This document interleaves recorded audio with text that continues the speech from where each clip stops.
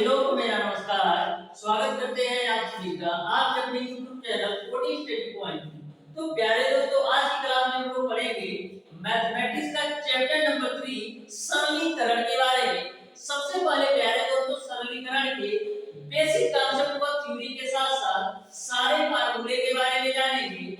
और प्यारे दोस्तों, यदि आप सरलीकरण के बेसिक कांसेप्ट व थ्योरी को अच्छी तरीके से समझ जाते हैं तो आपके पॉलिटेक्निक एंट्रेंस एग्जाम में कोई भी क्वेश्चन सरलीकरण से पूछ लिया जाए तो मैक्सिमम आप 10 से 15 सेकंड के अंदर 100% एक्यूरेसी के साथ आप सॉल्व कर सकते हैं। तो ध्यान से समझिएगा, सरलीकरण के बेसिक कांसेप्ट और थ्योरी के साथ-साथ टोटल फार्मूला के बारे में। सबसे पहला जो नियम दिया गया है वो आपका दिया गया है बार्डमास का नियम। तो ध्यान से समझिएगा, बार्डमास का रूल क्या होता है। बार्डमास रूल, तो ध्यान से समझिएगा कि बार्डमास रूल क्या होता है। बार्डमास रूल पर प्रत्येक बार आपके एग्जाम में 1 से 2 क्वेश्चन पूछा जाता है। तो ध्यान से समझिएगा कि बार्डमास का रूल आखिर होता क्या है। तो यहाँ पर जो आपका B O D M A S, तो सभी के बारे में समझेंगे कि बी का मतलब क्या होता है, ओ का मतलब क्या होता है, डी का मतलब क्या होता है, एम का मतलब क्या होता है, ए का मतलब और एस का मतलब। जो बी का मतलब होता है वो आपका होता है ब्रैकेट। ब्रैकेट में आपके प्यारे दोस्तों 4 ब्रैकेट आते हैं। एक आपका आता है बार ब्रैकेट, दूसरा आपका आता है छोटा ब्रैकेट, तीसरा आपका आता है मझला ब्रैकेट और चौथा आपका आता है बड़ा ब्रैकेट। तो यदि आपका इन चारों ब्रैकेट में आएगा बार ब्रैकेट, छोटा ब्रैकेट, मझला ब्रैकेट, बड़ा ब्रैकेट, तो बी का मतलब होता है ब्रैकेट। ओ का मतलब आपका होता है आप, जिसको हम मल्टीप्लाई के रूप में जानते हैं। उसके बाद से डी का मतलब आपका होता है डिवाइड। क्या होता है? डिवाइड। डिवाइड का मतलब आपका होता है भाग। उसके बाद से एम का मतलब होता है मल्टीप्लिकेशन। क्या होता है? मल्टीप्लिकेशन। मल्टीप्लिकेशन का मतलब क्या होता है? गुणा। उसके बाद से ए का मतलब आपका होता है एडिशन। एडिशन का मतलब आपका होता है जोड़। और यस का मतलब होता है सब्ट्रैक्शन। सब्ट्रैक्शन, और सब्ट्रैक्शन का मतलब क्या होता है? माइनस। तो इस तरीके से जो आपका बार्डमास का रूल है वो बी का मतलब ब्रैकेट होता है, ओ का मतलब आप यानी गुणा होता है, डी का मतलब डिवाइड यानी भाग होता है और एम का मतलब मल्टीप्लिकेशन यानी गुणा होता है, ए का मतलब एडिशन यानी प्लस होता है और एस का मतलब सब्ट्रैक्शन यानी कि माइनस होता है। तो यह कोई जरूरी नहीं है कि आपके प्रत्येक क्वेश्चन में ये सारी संख्याएं दी गई हो, लेकिन ध्यान में रखना है यदि आपके किसी भी क्वेश्चन में ब्रैकेट भी दे दिया हो, गुणा भी दे दिया हो, भाग भी दे दिया है और आपका माइनस भी दे दिया हो, तो इसी सीक्वेंस में आपको चलना है। सबसे पहले आपको ब्रैकेट को सॉल्व करना है, फिर आपको सॉल्व करना है, फिर आपको डिवाइड को सॉल्व करना है, फिर मल्टीप्लाई को, फिर ऐड को, फिर सब्ट्रैक्ट को। इसीलिए बारमास का रूल आपको दिया गया है कि कभी भी आपके क्वेश्चन में ब्रैकेट भी दे दिया हो, आप भी दे दिया हो, डिवाइड भी दे दिया हो, मल्टीप्लाई भी दे दिया हो, तो इसी सीक्वेंस में आपको सॉल्व करना है बारमास के रूल से। सबसे पहले ब्रैकेट सॉल्व कीजिएगा, फिर आपको, फिर डिवाइड को, फिर मल्टीप्लाई को, उसके बाद से ऐड को, फिर सब्ट्रैक्ट को। ये तो मैंने आपको बताया बारमास का रूल।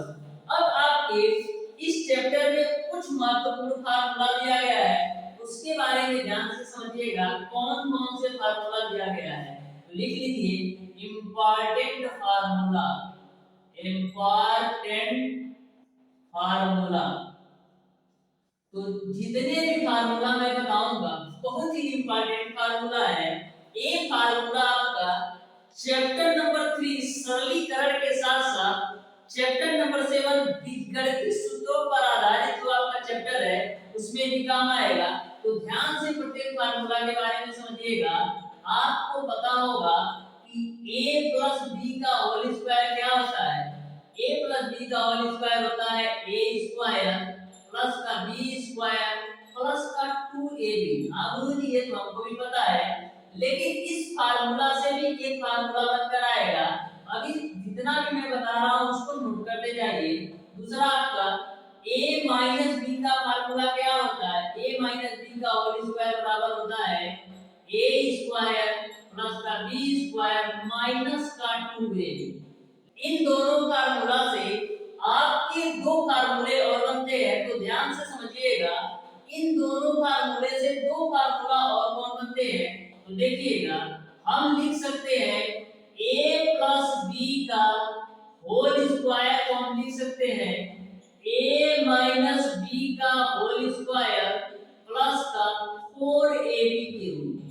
अब देखिएगा, इसको आप सॉल्व कीजिएगा तो आपका a प्लस b का होल स्क्वायर का जो वैल्यू है वही आएगा। देखिएगा, a माइनस b का होल स्क्वायर क्या होता है? a square plus b square minus का 2ab और प्लस का 4ab। तो सॉल्व करेंगे तो क्या आएगा? a स्क्वायर प्लस का b स्क्वायर 4ab में से 2ab घटेगा तो आपको मिल जाएगा 2ab। तो इस तरीके से आप देख सकते हैं कि हम a प्लस b का होल स्क्वायर को a माइनस b का होल स्क्वायर प्लस का 4ab के रूप में लिख सकते हैं। जैसा कि मैंने सॉल्व करके आपको दिखा दिया कि इसको सॉल्व किया तो a square plus b square plus 2ab आया। तो इस फार्मूला को भी ध्यान में रखिएगा, a प्लस b का होल स्क्वायर बराबर a माइनस b का होल स्क्वायर प्लस का 4ab। उसी प्रकार से a माइनस b का होल स्क्वायर भी बराबर होता है आपका a प्लस b का होल स्क्वायर माइनस का 4ab। इसको भी आप सॉल्व करेंगे तो a माइनस का होल स्क्वायर का फार्मूला के बराबर ही आएगा a square plus b square minus 2ab के भी बराबर आएगा। तो दोनों फार्मूला को ध्यान में रखना है इन दोनों फार्मूला के साथ साथ।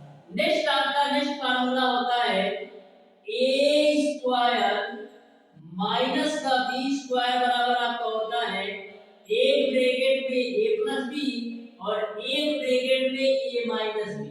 जितना फार्मूला मैं बता रहा हूं सारे फार्मूलों पर आपके प्रीवियस ईयर के क्वेश्चन पूछे गए हैं।